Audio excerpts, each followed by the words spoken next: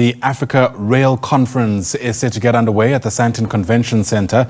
The event, which is in its 25th year, serves as a platform for rail operators, government officials and investors to collaborate in the sector. We're told about 5,000 delegates are expected to be in attendance.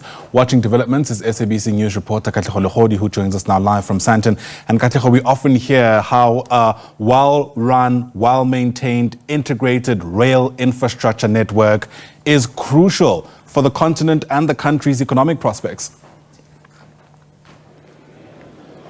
Most definitely. A very good morning to Ayanda and to our viewers at home. Well, you always hear that the rail is gold, which is why year in, year out, you find 5,000 of those delegates or so coming into Johannesburg to really thresh out ideas in terms of how then they can take stock, but also come through with those solutions and innovative ideas on capitalizing on the rail sector. So you're right. Today we find various government officials here from South Africa and the continent at large. Also, you find in attendance the private sector, most of those companies coming through to show the work that they've been doing over time. We find also the Africa rail industry leaders coming through one after the other. They'll form part of a panel discussion here, Ayanda, taking stock in terms of where we find ourselves, but also how can we ensure that some of these issues that have been canvassed year in, year out, they tend to become a reality. So today we'll see the Minister of Transport here at home, Barbara deliver a keynote address. She'll be joined by various of the delegates from the continent. For instance, we have a delegate from Liberia who also be giving a keynote address. Most of them are just talking about integration on the continent in capitalizing on rail. I'm going to bring one of the delegates in the conversation with us now this morning, Mr. Rabotata, who'll just give us a sense of how we really find you here. You're forming part of those about 5,000 delegates that we hear will be here for the coming 2 days to really talk about ideas and thresh out solutions in terms of the rail sector. Let's just talk about the importance of this sector. We know very well that most of the time we'd hear that it's heavily linked to the economies on the SADC region. Yeah, look, for me rail is important, particularly when you look at the transportation and public transport in particular. Because if we say rail is the backbone of public transport, so it becomes important because you also need to look at how it integrates with other modes of public transport. So for me, it's quite important, and it also contributes towards economic growth of the country because it's a catalyst of economic growth. So that's the importance of it.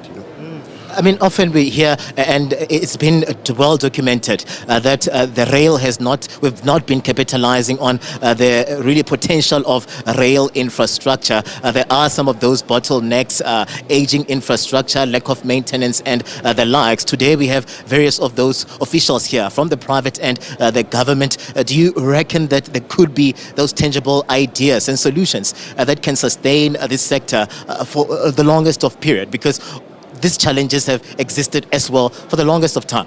Yeah, absolutely. Because, I mean, it becomes important that both private sector, government work together within the context of Triple P to make sure that, you know, there's investment in infrastructure, to make sure that there are ideas that are put on the table in order to make sure that rail improves for the betterment of the public in general. So my view is that the people who will be attending here, they will share ideas in terms of how to improve on rail in particular, and also how to invest in rail infrastructure, how to make sure that the decaying infrastructure gets rejuvenated so that, you know, we are able to capitalize on rail in particular. Mr. Rabotata, we live in a new age in terms of technology, and you hear a lot of people talking about some of the opportunities that exist there. Are these some of the issues that you'd like to be canvassed here? What is it that you are burning to hear from these delegates? Because, again, it's going to be a learning curve. We have Zimbabwe here, we have Liberia here, we have Nigeria here, South Africa as well, here as well. The minister will be giving a keynote address. Can we capitalize on technology, and are we really moving with the times? And you know, really capitalizing on where we find ourselves now? Look, I mean, for me, the issue is, as we say, we're living in the fourth industrial revolution, and there's AI that is coming into the picture. So the people who have exhibited here, they brought, I mean, innovations insofar as technology is concerned. So for me, there's just nowhere we are not going to be able to capitalize and learn on the technology, because technology, evolves on a number of occasions. It evolves on an ongoing basis. So it becomes important that you also capitalize on the evolution of technology. And as I say, that there's been quite a number of developments that have taken place. So we're going to learn from those developments and the technologies that are present. And I mean, if you look at Gautrain, for instance, the type of the technology that Gautrain utilizes, it's a cutting edge technology. And of course, it will build on that so that we are able to can improve on the mobility of the general public, because we're talking about smart mobility. So it becomes important that we utilize the technology in that aspect.